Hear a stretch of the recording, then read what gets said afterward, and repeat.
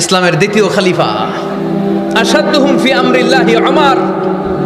আল্লাহর জমিনে আল্লাহর দ্বীন বাস্তবায়নের জন্য সবচেয়ে শক্তিশালী ছিল ওমর। চিল্লায় পড়েন সুবহানাল্লাহ। এই ওমরে ফারুক রাদিয়াল্লাহু তাআলা আনহু যে রাস্তা দিয়ে হাঁটতো, শয়তান ওই রাস্তা রেখে দিয়ে অন্য রাস্তা দিয়ে হাঁটতো। মা সালাকা শাইতানু ফাজ্জান সালিকান ইল্লা সালাকা ফাজ্জান গায়রা ফাজ্জিক। বিষ্ণু বলছেন, ওমর, শয়তান তোমারে দেখে এত ভয় পায়, তুমি যে রাস্তা দিয়ে হাঁটো শয়তান তোমারে দেখলে ওই রাস্তা রেখে দিয়ে অন্য রাস্তা দিয়ে হাঁটে। চিল্লায় পড়েন সুবহানাল্লাহ। উনি প্রত্যেক নামাজের ইমামতি করতে আসতেন মসজিদে নববীতে। জোহরের নামাজে ইমামতি করলেন, ইমামতি করে দেখলেন নামাজ শেষ, সবাই বের হয়ে চলে যায়। এটাই ইসলামের নিয়ম, ঠিক কিনা? ফাইদা কুদিয়াতিস সালাতু ফান্তাশিরু ফিল আরদ ওয়াবতাগু মিন ফাদলিল্লাহ। নামাজের সময় খায়া ফেলাইছি, নামাজের সময় কাজের সময়, নামাজের সময় কাজের সময়। ফাইদা কুদিয়াতিস সালাহ, যখন নামাজ শেষ হয়, ফান্তাশিরু ফিল আরদ, জমিনে ছড়িয়ে পড়ো। এটা ইসলামের আইন। তার মানে আল্লাহ বোঝাতে চাইলেন নামাজের সময় মসজিদে চলে যাও। নামাজ যখন শেষ হয়ে যাবে, শিক্ষক চলে যাবে স্কুলে, কৃষক চলে যাবে ফসল খেতে, মেম্বার অফ দ্য পার্লামেন্ট চলে যাবে সংসদ ভবনে, ব্যবসায়ীরা চলে যাবে শপিং মলে, ঠিক কি না? কাজে চলে যাও। ওমরে ফারুক নামাজের ইমামতি করিয়ে নামাজ শেষ করলেন, সবাই চলে গেল। ইয়ামান দেশ থেকে আসা কিছু লোক গোল হয়ে বসে আছে, জিকির আজকার করে, ইবাদত করে। এরা যায় না। এরা কি করে না? যায় না। আসরের নামাজে সাইয়েদনা ওমরে ফারুক রাদিয়াল্লাহু তাআলা আনহু নামাজের ইমামতি করলেন। নামাজ শেষ, সবাই চলে যায়, এরা যায় না। মাগরিবের নামাজের পরেও এরা যায় না। এশার সালাতের পরেও এরা যায় না। এশার পরে উনি ধরলেন, মা বালুকুম মা খাতবুকুম, হোয়াটস রং উইথ ইউ ম্যান? তোমাদের কি সমস্যা? জোহর, আসর, মাগরিব, এশা প্রত্যেক সালাতের পরে সবাই যার যার কাজে চলে যায়, তোমরা যে যাও না? বাড়ি কই? বলি ইয়ামান। তো বসে থাকো কেন? কি করো? কই জিকির করি। কি করি? কি করি? জিকির আজকার করি, তাসবিহ তাহলিল করি, ইবাদত করি। তো তোমরা যে যাও না, তোমাদের খাবার দেয় কে? খাবারের ব্যবস্থা হয় কোত্থেকে? তারা বলল, আমাদের জিকির দেখে, আমাদের বুজুর্গি দেখে আশেপাশের লোকেরা পাতিল ভরে খাবার নিয়ে আসে, ওই খাবার আমরা খাই। নাহনু আল মুতাওয়াক্কিলুনা আলাল্লাহ, আমরা আল্লাহর উপর তাওয়াক্কুল করে এখানে বসে থাকি। ওমরে ফারুক বললেন, সর্বনাশ, তোমরা যদি মুতাওয়াক্কিলুনা আলাল্লাহ হও তাহলে কেমনে হবে? তোমরা তো মুতাওয়াক্কিলুনা আলাল্লাহ নাও, তোমরা হচ্ছে আল মুতাওয়াক্কিলুন বা'দুকুম আলা বা'দ, আল্লাহর উপর তাওয়াক্কুলকারী নয়। তোমরা যারা পাতিলের মধ্যে করে খাবার নিয়ে আসে তাদের উপর তাওয়াক্কুল করে বসে আছো, ঠিক কি না? তোমাদের জিকিরও চলে, আবার মাথায় টেনশনও চলে, পাতিল কি ছোট আসবে না বড় আসবে? খাবারে আমার ভাগেরটা থাকবে কি থাকবে না, টেনশন আছে না নাই? কারণ অন্যের উপর নির্ভরশীল, নিজেরা রান্না করে নাই, নিজে তো বাজার করে নাই, নিজের তো অ্যারেঞ্জমেন্ট বলতে কিছু নাই, আরেকজন যা দিয়ে যাবে ওইটা খাবে। ওমরে ফারুক বুঝালেন, আরে বোকা, এটারে তাওয়াক্কুল বলে না। তোমার সাধ্যে যতটুকু আছে তার সবটুকুন করার পরে তুমি তাওয়াক্কুল করবে একজনের উপর। তিনি কে? এক সাহাবী বললেন, ইয়া রাসূলুল্লাহ, ইয়া হাবিবাল্লাহ সাল্লাল্লাহু আলাইহি ওয়াসাল্লাম, আমি অনেক দূর থেকে সফর করে এসেছি, এই যে আমার ওটের রশিটা, এটা ছেড়ে দিয়ে যদি আমি ঘুমিয়ে যাই, আল্লাহর উপর তাওয়াক্কুল করি, আমার ওটটা বসে থাকবে নাকি? বিষ্ণু বললেন, না, এটারে তাওয়াক্কুল বলে না। ওটের রশি রেখে দিয়ে ঘুমাইলে তোমার ওট দৌড় দিবে। এ আকিলহা সুম্মা তাওয়াক্কাল আলাল্লাহ, ওটের রশিটা আগে দড়ি দিয়ে ভালো করে গাছের সাথে বাঁধো, তারপরে তাওয়াক্কুল করবে একজনের উপর। তিনি কে? আগে বাঁধতে হবে, তারপরে তাওয়াক্কুল। আগে কাজ করতে হবে, তারপরে তাওয়াক্কুল। এক লোক বড় হুজুরের কাছে দোয়া চাইছে, হুজুর আপনি দোয়া করবেন আল্লাহ যেন আমার একটা ছেলে সন্তান দেয়। কি দেয়? কথা বুঝে নাই বোধ হয়। কি দেয়? ছেলে সন্তান দেয়। তো হুজুর অনেক দোয়া করে দিয়েছে, বড় হুজুর, আল্লাহ তারে তুমি ছেলে সন্তান দিও। তো ছেলে সন্তান হয় নাই। তার পরের বছর এসে আবার হাজির, হুজুর একটু দোয়া করেন আমার জন্য আল্লাহ একটা ছেলে সন্তান দেয়। হুজুর আবার দোয়া করলেন, কিন্তু ছেলে আর হয় নাই। পরের বছর এসে আবার হাজির, হুজুর একটু দোয়া করেন। কি দোয়া করবো বাপ? বলে হুজুর দোয়া করেন আল্লাহ যেন আমার একটা ছেলে সন্তান দেয়। হুজুর আবার দোয়া করলেন। এর পরের বছর এসে আবার হাজির, কয় হুজুর ছেলে সন্তান। হুজুরকে ঘটনা কি, ঘটনা কি, এর সন্তান হয় না কেন? বললো বাবা তুমি কি বিয়ে করছো? কয় না। সন্তান হবে কোত্থেকে? আগে তো বিয়ের পর্বটা সার, তারপরে তাওয়াক্কুল করবি কার উপর? বিষ্ণু বললেন তাগদু খেমাসান তারুহু বিতানান। পাখিগুলোর মতো যদি সকালবেলা তাওয়াক্কুল করে বের হয়ে যাও, প্রতিটা পাখি, আপনাদের গাজীপুর এলাকায় পাখির বাসা আছে নাকি? কি পাখি আছে? বাবুই পাখি, হ্যাঁ কি পাখি? সব আছে। তো এই পাখিগুলো এই গাজীপুরের বিভিন্ন গাছপালার উপরে যে নিড় বানিয়েছে বাসা, দেখবেন সকালবেলায় এই পাখিগুলো আল্লাহর উপর তাওয়াক্কুল করে বের হয়ে যায়। এই পাখিগুলো জানে কোন জায়গায় ওর রিজিক আছে। এই পাখিগুলোর রিজিকের ব্যবস্থা করলো কে? সারাদিন শেষে পাখিগুলো আবার ওদর পূর্তি করে পাখিগুলোর নিড়ে ফিরিয়ে দেয় কে? জানে না কোথায় খাবার আছে। আমাদের ফ্রিজ আছে, ফ্রিজ, ডিপ ফ্রিজ, 7 দিনের বাজার করে ডিপ ফ্রিজের মধ্যে খাবার রেখে দেই। পাখিদের ডিপ ফ্রিজ আছে নাকি? আমাদের টাকা বেশি ঘরের মধ্যে হয়ে গেলে ব্যাংকের মধ্যে অ্যাকাউন্টে ফেলে দিয়ে আসি। পাখিদের কোনো ব্যাংক অ্যাকাউন্ট আছে নাকি? তারুহু তাকদু খিমাসান তারুহু বিতানান। সকালবেলা পাখিগুলো কিচির মিচির আল্লাহর জিকির করে বের হয়ে যায়। বিকেলবেলা প্রতিটা পাখির পেটে খাবার দিয়ে আবার ফিরিয়ে দেয় কে? এটার নাম তাওয়াক্কুল। ওমরে ফারুক বললেন তোমরা যা করছো এটা তাওয়াক্কুল নয়। নামাজের পরে বের হয়ে যাবা, আল্লাহর জমিন যে আবাদ করবা, কৃষি কাজ করবা, ব্যবসা করবা, বাণিজ্য করবা, চাকরি করবা, আবার নামাজের সময় ঘরে আসবা। এর মাধ্যমে তোমার ঘরে যে হালাল রিজিকের ব্যবস্থা আল্লাহ করে দিবে, এটার নাম হলো তাওয়াক্কুল। পড়েন সুবহানাল্লাহ। গোটা জমিনটা আমাদের, গোটা জমিন আমাদের জন্য আল্লাহ দিয়েছেন। যেখানে যাবেন রিজিকের ব্যবস্থা আছে না নাই? আপনাদেরকে শোনাইছি না যে বাংলাদেশের পাহাড়ে কি চাষ হয়? ওখানে জুম রেখেছে আল্লাহ। মালয়েশিয়ার ক্যামেরুন হাইল্যান্ডে আল্লাহ ফলের বাগান, ফুলের বাগান রেখেছে। আবার আপনি সাগরের মধ্যে নামলে রিজিক আছে না নাই? কি আছে? মাছ। সুবহানাল্লাহ কইবেন না? ওয়ালাকাদ কাররামনা বানি আদম ফাহামালনাহুম ফিল বাররি ওয়াল বাহরি ওয়া রাযাকনাহুম মিনাত তাইয়্যিবাত। রব্বুল আলামিন বলেন আমি পুরো বনি আদমকে সম্মানিত করেছি। জলে স্থলে সব জায়গায় মানব জাতিকে বিচরণের সুযোগ করে দিয়েছি। আর মানুষের জন্য আমি আল্লাহ হালাল রিজিকের ব্যবস্থা করেছি। সুবহানাল্লাহ পড়েন।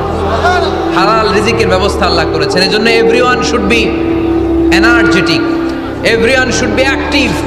আমাদেরকে অ্যাক্টিভ হতে হবে, এনার্জেটিক হতে হবে। শ্রম করে করে, কষ্ট করে করে আমাদেরকে আগাতে হবে। স্রষ্টা আমাদেরকে একটা যুদ্ধে ঠেলে দিয়েছেন, সংগ্রাম করে করে আমাদেরকে বেঁচে থাকতে হয়, ঠিক কিনা? এই জমিনে যখন আমরা এসেছি তখনই আমি সংগ্রাম করেছি।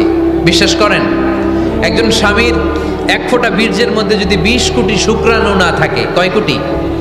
আরো জোরে। 20 কোটি শুক্রাণু যদি না থাকে, 20 কোটি বা 2 কোটি শুক্রাণু যদি না থাকে, তাহলে ওই শুক্রাণু থেকে কোনো মানব সন্তান মায়ের পেটে জন্ম নেয় না। তাহলে চিন্তা করেন, ওই 20 কোটি শুক্রাণুর মধ্যে আমি একটা শুক্রাণু, ঠিক কিনা? এতগুলো শুক্রাণু ডিম্বাণুকে আঘাত করে অ্যাক্টিভ হতে চেয়েছিল। ওই 2 কোটির মধ্যে বাকি সবগুলোরে হারিয়ে চ্যাম্পিয়ন হয়েছিলাম সেদিন মায়ের গর্ভে আমি। চিল্লায় বলো ঠিক কিনা? সেদিন আমার হাত ছিল না, সেদিন আমার পা ছিল না, আমার চোখ ছিল না, আমার রেসপিরেটরি সিস্টেম ছিল না, আমার ব্রেইন সচল ছিল না, আমার মামা ছিল না, আমার দাদা ছিল না, আমার গায়ে শক্তি ছিল না। ওই কঠিন পরীক্ষায় যদি 2 কোটি কম্পিটিটরকে আমি হারিয়ে বিজয় লাভ করতে পারি, এই জমিনের বুকেও আমার কেউ হারাতে পারবে না। চিল্লায় বলো ঠিক কিনা?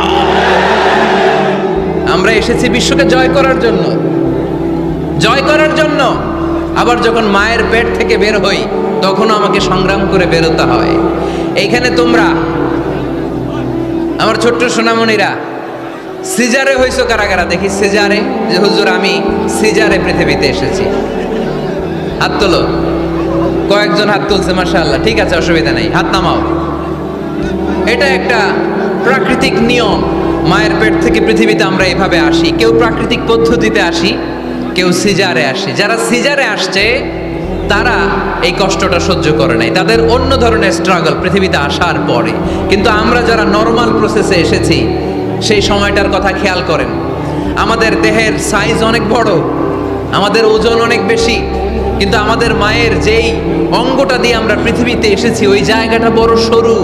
খুব ছোট্ট একটা জায়গা দিয়ে এই বিশাল দেহ নিয়ে আমাকে সংগ্রাম করে আসতে হয়েছে, ঠিক কিনা?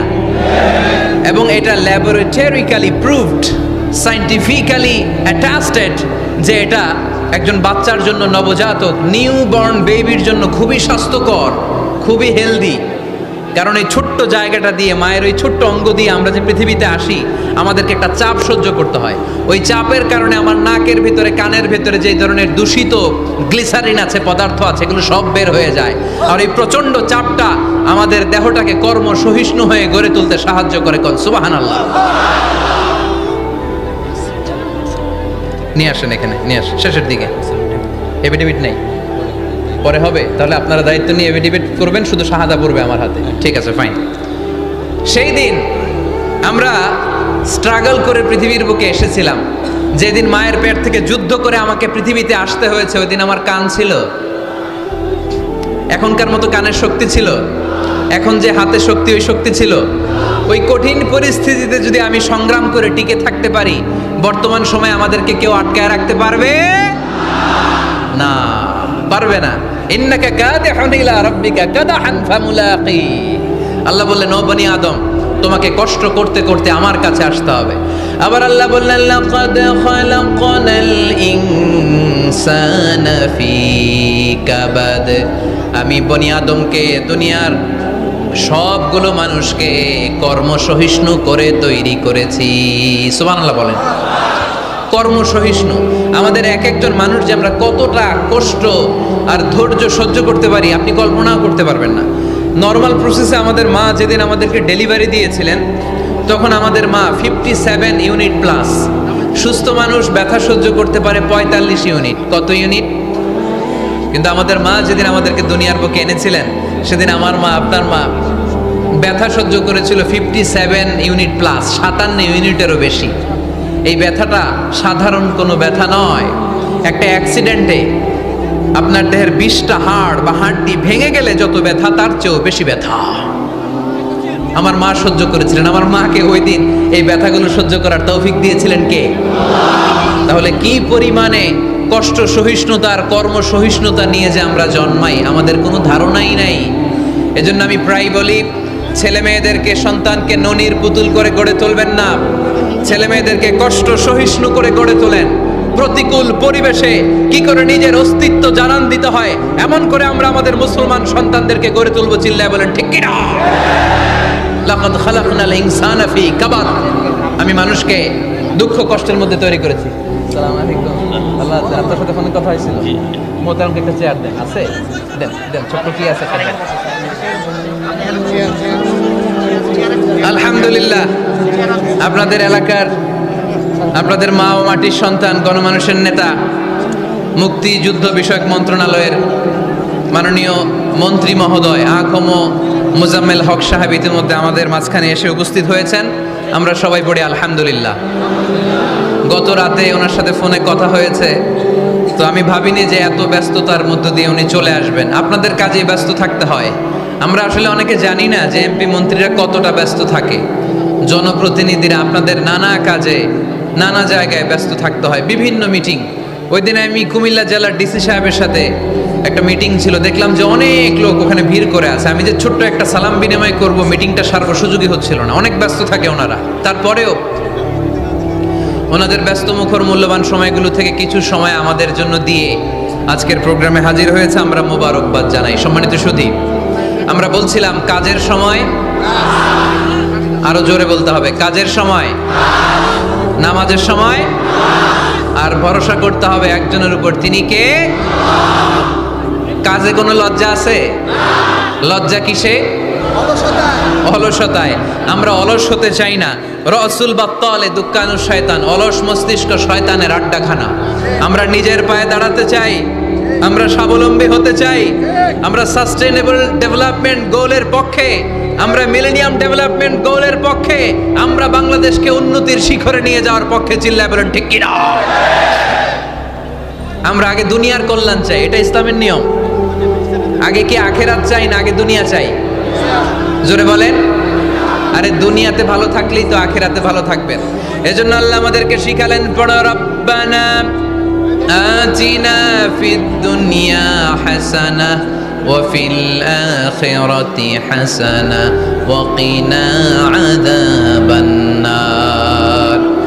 আয় আমাদের রব, এই দুনিয়ার বুকে আপনি আমাদেরকে কল্যাণ দেন, আখিরাতের বুকে আপনি আমাদেরকে কল্যাণ দেন, আগুনের শাস্তি থেকে আল্লাহ আপনি আমাদেরকে বাঁচিয়ে দেন। পড়ে না আমিন।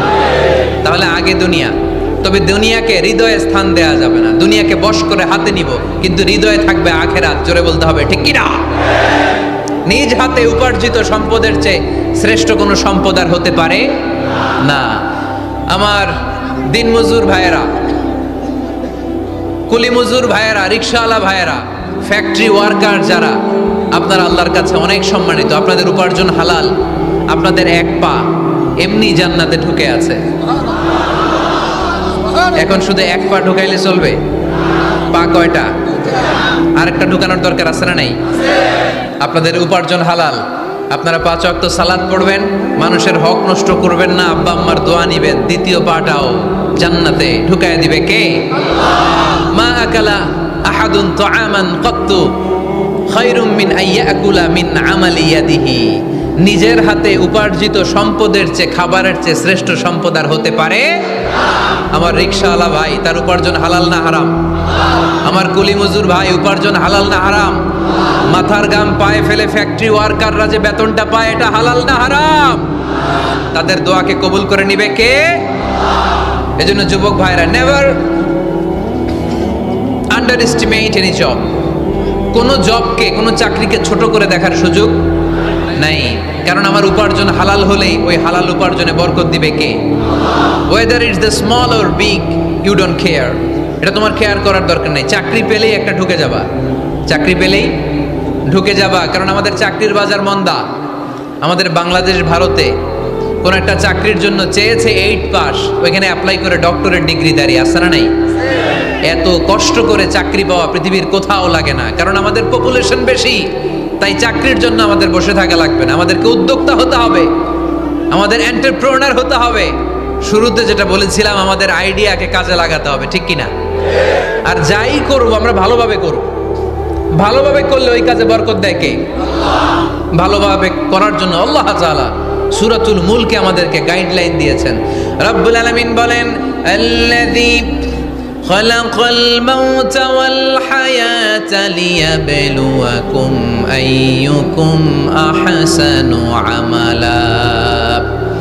তিনি এমন সত্তা যিনি তোমাদের তৈরি করেছেন, জীবন আর মৃত্যুকে তৈরি করেছেন এই জিনিসটা পরীক্ষা করবার জন্য, তোমাদের মধ্য থেকে কে ভালোভাবে কাজ করে।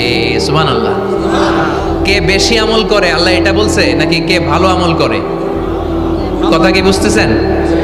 যদি বেশি আমল করার কথা আল্লাহ বলতো, তাহলে এই আয়াতটা হতো লিয়াবলুয়াকুম আইয়ুকুম আকসারু আমালা। কিন্তু আল্লাহ কি এই আয়াতে আকসারু আমালা বলেছে? আলেম যারা আছেন তারা আমার সাথে সাথে বলেন, আল্লাহ কি আকসারু আমালা বলেছে? আল্লাহ কি বলেছে? লিয়াবলুয়াকুম আইয়ুকুম আহসানু আমালা। কে ভালো করে কাজ করে, উইথ প্রফেশনালিজম। আপনি যেটাই করেন না কেন, আপনাকে প্রফেশনালিজমের সাথে করতে হবে, তাহলে ওই কাজে বরকত দিবে কে? ছোট হোক বড় হোক, এটা কোনো সমস্যা? যাই করি না কেন কিভাবে করব? ভালোভাবে। আওয়াজ করে বলেন, কিভাবে করব? যে কোনো কাজ করো না ভাই, যে কোনো কাজ করো, তা যেন হয় সবার চেয়ে সবচেয়ে সুন্দর। যে কোনো কাজ করো না ভাই, যে কোনো কাজ করো, তা যেন হয় সবার চেয়ে সবচেয়ে সুন্দর। হোক না সেটা পড়া লেখা, রঙের ভাষায় ছবি আঁকা, হোক না সেটা পড়া লেখা, রঙের ভাষায় ছবি আঁকা, হোক না সেটা সামান্য কাজ কিংবা মহত্তর, তা যেন হয় সবার চেয়ে সবচেয়ে সুন্দর। যে কোনো কাজ করো না ভাই, যে কোনো কাজ করো তা যেন হয় সবার চেয়ে সবচেয়ে সুন্দর। চিৎকার করে বলতে হবে, ঠিক কিনা? যাই করি না কেন সেটা যেন সবচেয়ে সুন্দর হয়। You have to make the best out of you, you have to try your level best. তোমার সাধ্যের যতটুকু আছে তার সবটুকু করতে হবে, বাকি বরকত তার কল্যাণ আমাদেরকে দান করবে কে? বিষ্ণু ঈসা ইসলাম কখনো অলসতাকে উৎসাহিত করেন নাই, ভিক্ষাবৃত্তিকে উৎসাহিত করেন নাই, তিনি পরিশ্রমকে অ্যাপ্রিসিয়েট করেছেন। এক সাহাবী রাদিয়াল্লাহু তাআলা আনহু এসে বললেন, ইয়া রাসূলুল্লাহ, আমাকে কিছু দান করেন, আ'তিনি শাইআন। বিষ্ণু বললেন, তুমি ভিক্ষা করো, তোমার ঘরে কিছু নাই? সাহাবী বললেন, লা ইয়া রাসূলুল্লাহ, কিছু নাই। বিষ্ণু ঈসা ইসলাম আবার প্রশ্ন করলেন, কিছুই নাই? সে বলল, হ্যাঁ আছে। কি আছে? একটা জামা আছে, জামা, আর আছে একটা পানি খাওয়ার জগ। দুইটা জিনিস আছে, একটা কি আর একটা পানি খাওয়ার জগ। বিষ্ণু বললেন, দুইটা নিয়ে আস। সাহাবী রাদিয়াল্লাহু তাআলা আনহু জামার জগ নিয়ে এসে বিষ্ণু ঈসা ইসলামের হাতে দিলেন। বিষ্ণুনবী জামার জগটা ধরে বললেন, মাইয়াশতারি হাদাইন, কে আছো আমার সাহাবীদের মধ্যে এই দুইটা জিনিস কিনতে চাও? এক সাহাবী দাঁড়িয়ে বললেন, ইয়া রাসূলুল্লাহ, ইয়া হাবিবাল্লাহ, আনা আশতারি হিমা বিদিরহাম। এই দুইটা জিনিস, একটা জামা, একটা পানি খাওয়ার জগ, আমি 1 দিরহাম দিয়ে কিনে নিতে চাই। পড়েন সুবহানাল্লাহ। বিশ্বনবী বললেন, 1 দিরহাম তো কম হয়ে যায়, 1 দিরহামের চেয়ে বেশি দিয়ে কেনার মতো যদি কেউ থাকে একটু হাত তোলো। মাইয়াজিদু আলা যালিক, এর চেয়ে বেশি দাম দিয়ে কেনার মতো কেউ আছো নাকি? আরেক সাহাবী হাত তুলে বললেন, ইয়া রাসূলুল্লাহ, ইয়া হাবিবাল্লাহ, আশতারিহিমা বিদিরহামাইন, আমি 1 দিরহাম নয়, আপনার সম্মানে 2 দিরহাম দিয়ে জিনিসগুলো কিনে নিতে চাই। 2 দিরহাম। বিষ্ণু বললেন, ওকে ফাইন, ডান, 2 দিরহামে বিক্রি হয়ে যাবে। দিয়ে দেওয়া হলো। 2 দিরহাম নিয়ে বিষ্ণু ঈসা ইসলাম ওই আগন্তুক ভিক্ষুক সাহাবীর হাতে দিয়ে বললেন, যাও, 1 দিরহাম দিয়ে তোমার পরিবার পরিজনদের জন্য খাবার কিনে নিয়ে যাও, আর 1 দিরহাম দিয়ে একটা কুঠার কিনে নিয়ে আসো। কি কিনে নিয়ে আসো? সবাই বলেন। কুঠার চিনেন আপনারা? কুঠার দিয়ে কি করে? গাছ কাটে। ওই সাহাবী আর 1 দিরহাম দিয়ে একটা কুঠার কিনে নিয়ে আসলেন। বিশ্বনবী সাল্লাল্লাহু আলাইহি ওয়াসাল্লাম নিজ হাতে ওই কুঠারের একটা হাতল লাগাই দিলেন। সুবহানাল্লাহ পড়তে পারলেন না মজা করে? হাতল ছাড়া কুঠার ধরা যায়? ধরা যায় না। বিশ্বনবী কাঠের একটা হাতল লাগাই দিলেন। এই হাতলটা দিয়ে বিশ্বনবী বললেন, try to imagine the attitude of the last messenger Muhammad sallallahu. He changed the world for the better and made us better creature. তার নাম কি? কি নাম? He was Muhammad sallallahu alayhi wa sallam.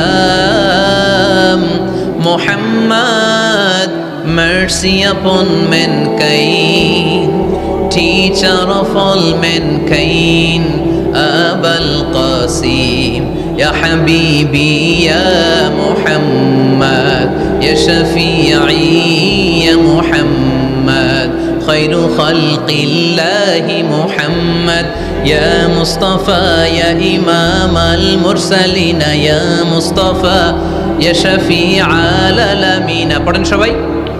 يا مصطفى يا إمام المرسلين يا مصطفى يا شفيع العالمين.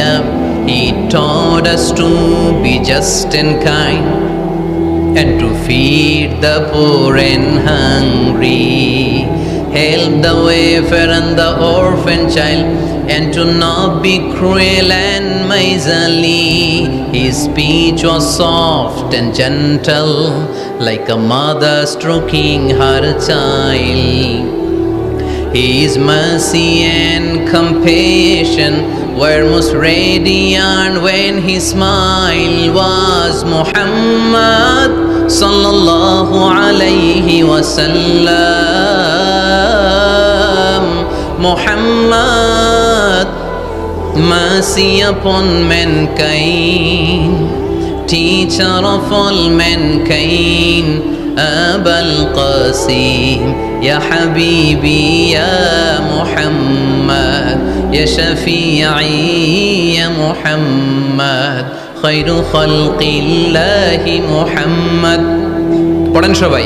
ইয়া মুস্তাফা ইয়া ইমামাল মুরসালিন ইয়া মুস্তাফা ইয়া শাফিআল আলামিন ইয়া মুস্তাফা ইয়া ইমামাল মুরসালিন ইয়া মুস্তাফা ইয়া শাফিআল আলামিন মুহাম্মদ। সুবহানাল্লাহ পড়েন। He was Muhammad sallallahu আলাইহি ওয়াসাল্লাম। বিশ্বনবী নিজ হাতে ওই সাহাবীর কুঠারের ভেতরে একটা হাতল লাগাইয়া দিলেন। ঘটনা মনে আছে নাকি নাশিদ